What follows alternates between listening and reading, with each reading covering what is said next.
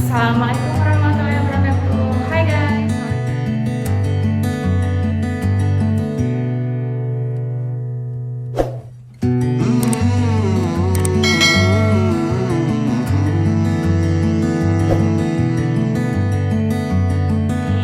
So in this occasion, we will continue our lesson. The next chapter is chapter 2. What is the material in chapter 2? Yeah, this is the material. The first one is about ability. The second one is about willingness. So today we are going to learn about ability. Let's get started.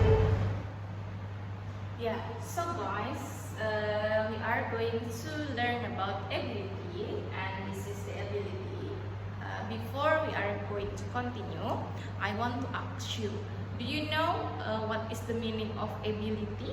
Ada yang tahu nggak sih di sini arti dari ability itu apa? Oke, yang sudah jawab bagus ya. Nah, bagi yang belum tahu ya, ability dalam bahasa gitu ya, ability itu adalah kemampuan ya. Ability adalah ya, ability adalah kemampuan. Oke, ya berarti kita belajar tentang kemampuan dari seseorang, kemampuan dari diri kalian sendiri. Oke, nah di sini untuk ability ya, dimana tadi artinya adalah kemampuan, itu dia memiliki dua cara penyampaiannya ya. Ada dua cara untuk menyampaikan atau to state about ability. The first one is, yang pertama adalah kalian bisa menggunakan kata can. Oke, can. Kemudian yang kedua, kalian juga boleh menggunakan kata able to. Ya, Miss rasa ketika kalian kelas 7 itu sudah belajar penggunaan dari ability yang can. Jadi Missnya tidak terlalu mendalami banget ya penggunaan can-nya sendiri, hanya sekilas saja karena sudah waktu di kelas 7. Nah, nanti Miss dia mendalamnya ke penggunaan able to-nya. Ya, tapi di review sedikit, takutnya kalian lupa ya, penyakit kalian tuh lupa gitu ya. Oke. Nah, di sini ability ya, can and able to itu artinya sama. Ya. Artinya sama. Dapat, bisa, mampu. Oke, itu meaning dari can atau able to. Ya, bisa dapat, bisa dan mampu. Oke, itu maknanya sama. Ya. Oke. Nah, what is the function? Oke, the function of ability is to state if someone can do something. Ya, untuk menyatakan jika seseorang mampu untuk melakukan sesuatu. Ya, if you can do something, you can use ability, can or able to. If you cannot do something, ya kalau kalian tidak bisa melakukan sesuatu berarti ke kata negatif. If you wanna ask to do something, berarti you use interrogative sentence. Ya. Oke, ini adalah fungsinya. Don't forget to state if someone to do something. Ya, can do something. Oke, sekarang kita ke penggunaan yang can. Part 1, can. The pattern is as usual, subject plus can plus verb 1 plus object plus adverb. Ya, masih ingat kan apa itu adverb? Ya, kata keterangan. Oke. Subject plus can plus verb 1 plus object plus adverb. And then for negative, ya tinggal ditambahkan notnya saja setelah kata can-nya. So subject plus can plus verb 1 plus object plus adverb. And for the interrogative, can-nya seperti biasa move ke depan, can plus subject plus verb 1 plus object plus adverb. Sebetulnya jika kalian belajar tentang grammar ya, tenses itu patternnya sama saja, hanya membedakannya setelah subjek dan juga sebelum objeknya. Itu yang menjadi pembeda. Kalau kalian sudah paham ke situ, pasti semuanya jika memang belajar tentang tenses yang lain itu akan sama polanya. Ya, yang membedakan hanya verbnya saja, penggunaan kata kerjanya saja. Oke? Nah, di sini kalian jangan lupa ya, untuk yang negatif can, kemudian untuk yang interrogatif can-nya pindah ke depan. Ini tidak berpengaruh mau subjeknya singular, mau subjeknya plural, dia tetap menggunakan can. Dan setelah itu ditambah dengan verb one atau disebut juga dengan verb base. Apa itu verb base? Ya, verb base itu adalah ya verb yang tidak ada penambahan apapun. Dalam arti tidak ada penambahan s, es ataupun verb ing ataupun ed. Jadi verb yang masih murni. Itu verb base, ya. Oke, lanjut kita ke example. Let's make the example. Okay, for the positive pattern. For example, I can speak English fluently. Saya mampu berbicara bahasa Inggris dengan lancar. Ya, ininya subjek, kemudian can, ditambah verb, kemudian objek. Ini adalah adverb. Okay, and how about for negative pattern, Miss? Oh ya, me ya, if me. Kalau Miss misalkan, I can run very fast. Kalau nggak fast itu ya, Miss nggak bisa ya. Subjek can, kemudian verb, kemudian ininya langsung ke adverb. Ya, tergantung dari kebutuhan si verbnya. Ini untuk yang disability, yang tidak mampunya. Kemudian questionnya, can you draw in class? Okay, this is can and then subject, verb, and then object. Can you draw class? If you can answer yes, I can, and you can no, I can't. Okay, this is the using of ability. Ya, oke. Next, nah ini adalah untuk penggunaan dari can-nya itu sendiri. Ya, udah ada sebetulnya juga di video Miss sebelumnya. Ya, Miss menjelaskan tentang ability. Sekarang kita berpindah. Ya, kita berpindah ke able to. Nah, bagaimana dengan able to sendiri? Oke, nah untuk able to itu fungsinya masih sama.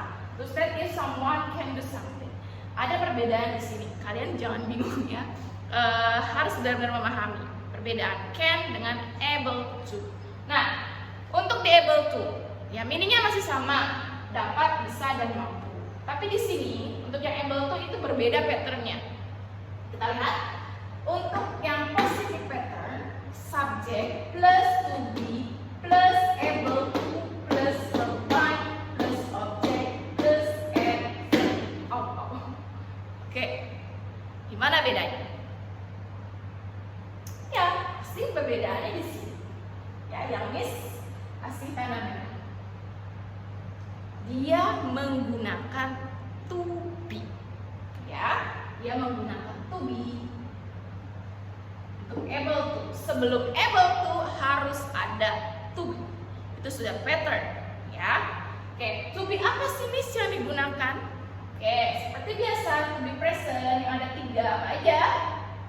Is, am, dan are.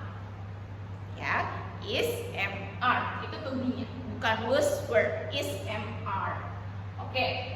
Masih ingat ya, tidak perlu Miss bahas lagi karena sudah dibahas. Untuk yang subjeknya singular, dia pakainya is, kemudian I, pengecualian pakai am, dan untuk yang plural adalah penggunaannya are.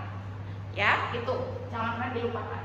Oke, kemudian untuk yang negatif, subject plus to be plus not plus able to plus verb one plus object plus adverb, and then for interrogative, to be plus subject plus able to plus verb one plus object and plus adverb. Ya, that's the pattern. Now let's make the example. She is able to make Korean garlic bread. For example, roti yang lagi viral. She is able to make Korean garlic bread. Ya, nah di sini setelah subjek ditambahkan to be. Oke, kemudian able to. She is able to make Korean garlic bread. And then for example, for the plural pattern, we are able to do taekwondo. For example, we are able to do taekwondo. Yeah, this is the two. And then for the negative pattern, you can use I am or I'm not. According to I am not able to speak Japanese. I am not able to speak Japanese. And then, for example, Arlan isn't able to repair the computer. Arlan isn't able to repair a computer. Arlan tidak bisa untuk memperbaiki komputer. Ya. And then for the sample question,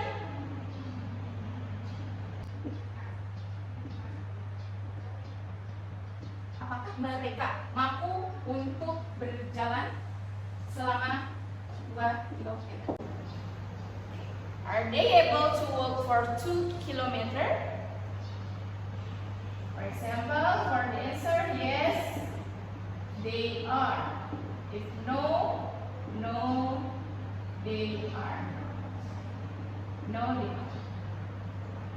Let me take the marker. Okay. And is he able to play football very well? Apakah dia mampu bermain bola dengan sangat baik? Kita mampu nggak ya jadi tahu? Yes, he is. If he is able to play football very well, and if no, he isn't. Just it. This is the material about ability using can and able. If you have any question about this material, you can comment on the box, on the box comment, or you can WhatsApp me, chat me. Okay, maybe that's it for the material about ability, and see you next time. Bye bye.